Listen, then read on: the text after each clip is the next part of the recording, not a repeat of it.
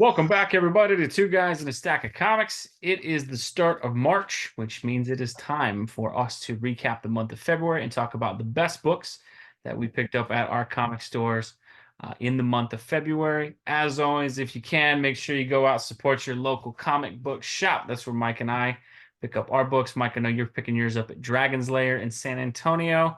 Yes, I picked some up there as well. I have Alien Worlds here in San Antonio as well that I typically pick up from as well. So a lot of good shops here in San Antonio, but always on the channel, we want to make sure we give a shout out to the local comic book shops. If you can, make sure you pick up your books or go there, especially with some of these that we'll mention that are selling out pretty quick. So if you want to, they really are. good to get a full list.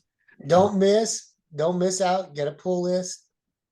Get with your local comic shop and support those guys. They work hard and they love comics just like you do.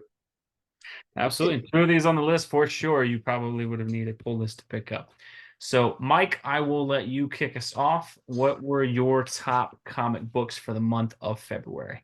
It was a pretty darn good month, wasn't it? I'd agree. It's the deepest month of comics I've had in like in It terms was it of was like there wasn't a bad one in the bunch, really, for me.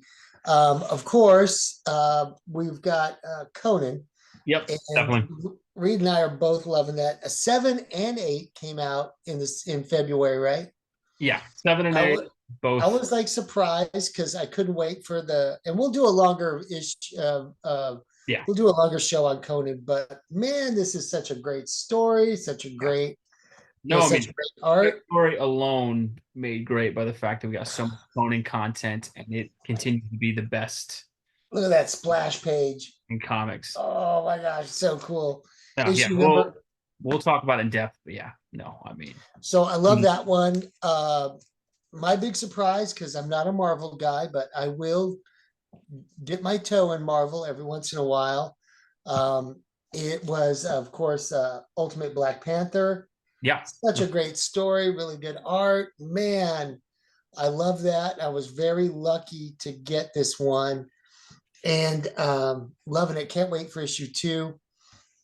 no, it's sold out rather quick at a lot of shops, and it's funny. We did a video on talking about Ultimate Black Panther, and like when you bring it up now, I'm like, man, if only this Ultimate Universe could have come out at the same time when the MCU was launching, what that could have done. Yeah, Of it. we've always Really said sad that to see.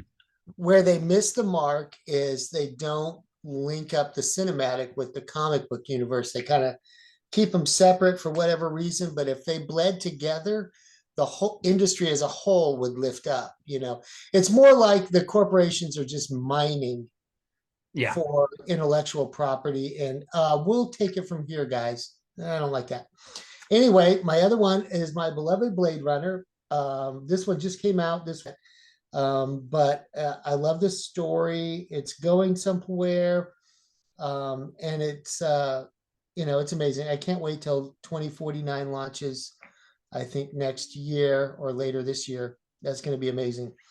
Blade Runner 2039, great.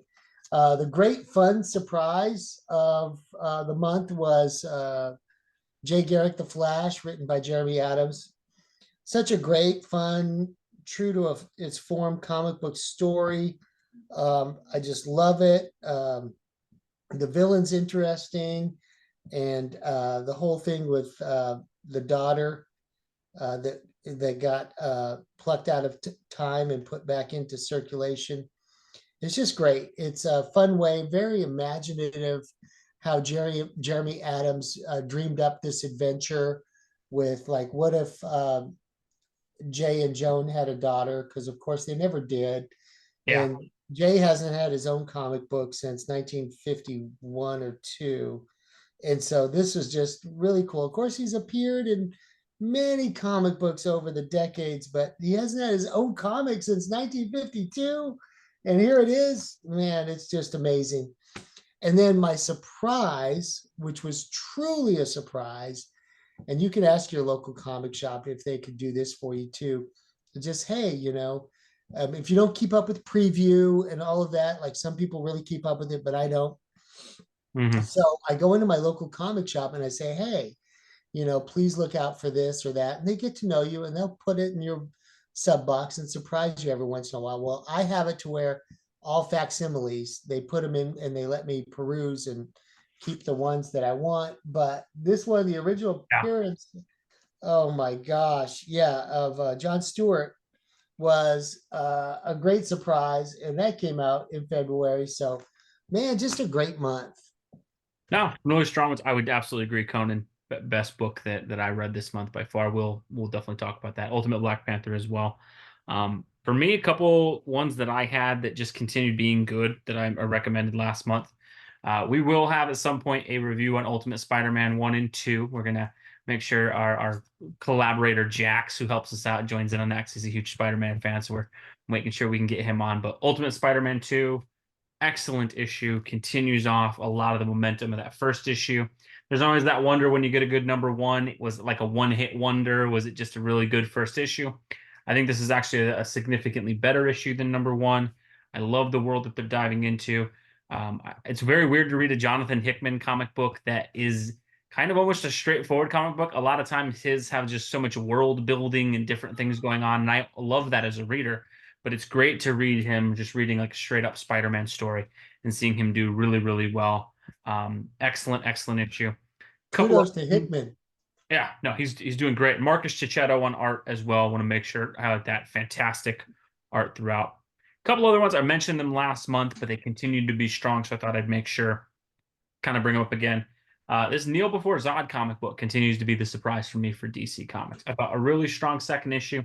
The last couple pages, I will be honest, did concern me a little bit, but I've kind of seen some things about what's going to happen. So the direction they seem to be leading at the end doesn't scare me because I kind of see where the story is going with it. But really good art. I think a really imaginative story of Zod kind of trying to create like an empire for him to kind of take over. And again, I love the characterization of Zod just acting like he should, not turning him into an anti-hero or anything like that.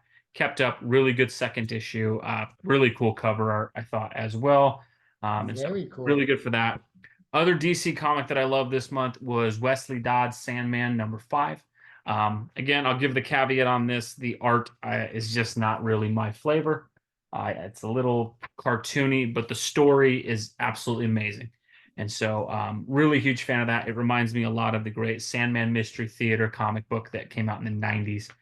Really solid book. And it's related to that JSA series. And that's the Sandman with the sleep gun, right? Not the Yeah, Sandman from Neil Gaiman. correct. Yeah, this is Okay. old I was school just making sure. JSA. Great stuff from that. Another one that I was lucky with this month, 2 issues of a book I recommended last month in Avengers Twilight came out this month. So issues 2 and 3. This is kind of like the Dark Knight Returns for the Avengers. It's a great Wow. Captain America story, is why I really like it. And it is really examining the timeless character of Steve Rogers, kind of him in this sort of futuristic cyberpunk kind of world that he's in the future. The art really kind of, I think, captures that well by Daniel Acuna, with Chip Zdarsky writing it. I Oh, Chip really love. Zdarsky's good. Yeah, he's been a real. I think he's done great on stuff like Daredevil and Spider-Man. I've struggled with his Batman a bit, but I think he really is hitting the mark well. And what I love about this is first time I've read Captain America in a while where it feels like Captain America, and it's just so cool to see that type of Dark Knight Returns story for Captain America and seeing kind of how his character and his will, even in this very complex future, kind of carries through. So those I recommended last month, but they continued to be great. So I wanted to kind of shout those out. The last two that I'm going to bring up kind of hit a nostalgia spot for me of comics and things from my childhood that got revamped and were just really pleasant surprises to see them done well. So when I was younger, I picked up the book The New Warriors quite a bit. It was a very 90s comic book. One of the coolest characters in that is a character named Night Thrasher, who is sort of a Batman-esque figure, which naturally appealed to me, but essentially an orphaned kid who kind of creates his own superhero stuff and has a fortune behind him. If Is he you a billionaire though? He's rich. I don't know if he's in the Bruce Wayne club of money, Okay. but overall, a really good story. If you read the New Warriors in the 90s, it was just great to see the character come back. And it was That's such a kind of pleasant cool. surprise for me to see that. I will never claim the New Warriors as like my favorite team or anything like that, but I had so many comics of them as a kid, and it was just a really pleasant surprise to see this character back on the shelves and to be able to pick up a comic. It's only a mini series, but I am going to make sure I buy about 2 copies of it if I can afford it to kind of help the sales as much as I can because it's just really good to see that one there. Last one I'll have, again, I think for me being a late 80s kid, it was more something I shared with my brother, but Thundercats was a cartoon I absolutely loved as a kid. Right? They gave it a Dynamite Comics has given this a huge kind of push as a comic adaptation. First issue is fantastic, especially if you kind of like the old school cartoon. It does a good job of kind of recapping and introducing them if you haven't caught it in a while, while kind of picking up the story. I was just so pleasantly surprised. I'll be honest though, my bias kind of shows in this, and that I'm sure there's some folks who will see it. I just smiled so much seeing the Thundercats again. Like, Let's it check it was out, so right? cool to see. I'm like, holy cow, that's on the shelf. If that or He-Man appears on the comic book shelf, I pick it up and I just kind of read it with a giant smile on my face, as long as it's not doing anything too offensive to the characters. It was really, really cool to pick You know, that. you mentioned Dynamite, and Mhm. we sometimes we give a shout out to smaller comic book channels on YouTube. Yeah, And I don't know, I haven't been over to the Dynamite YouTube in a long time, but it's such a small little footprint on YouTube. But yeah, they do have a YouTube channel. And if you love Dynamite, and sometimes I do and sometimes I don't, but hop on over there and watch some videos. They got the who's the main guy from Dynamite that comes on there, and they're really short. yeah, But they also have side YouTubes where they interview the creators. Like they were talking to Christopher Priest one time, and yeah. They've had it, Priest for a while now. yeah, and it's just interesting and it's fun. And they're a small YouTube channel, but they they put out comics every month and some Yeah. really good ones. No, I mean they've got the license right now to two of my favorite properties in terms of James Bond and Thundercats now. So I'm really excited. I think the other one Have you ever yeah, seen their YouTube channel? I've seen a few back when Bond was launching. The other Yeah, one I saw that made me smile, and again, this will hit a certain audience who watch cartoons. yeah. Dynamite is doing a Space Ghost comic book. I Oh don't my. know if you remember the. I saw that. I immediately told my comic shop guy, put that on my pull list. I got it. Space Ghost is going to be awesome, right? And Um, Dynamite's a great indie shop. no, And they're doing really well. and Um, so like maybe we'll put a link down below to the Dynamite YouTube. They had like 50 subs like last year or something, when I was like, oh man, that's sad. And they no, still, public they're having like the same that our small little channel has. Kind of funny. yeah, Um, yeah, that's how small the Dynamite subs are.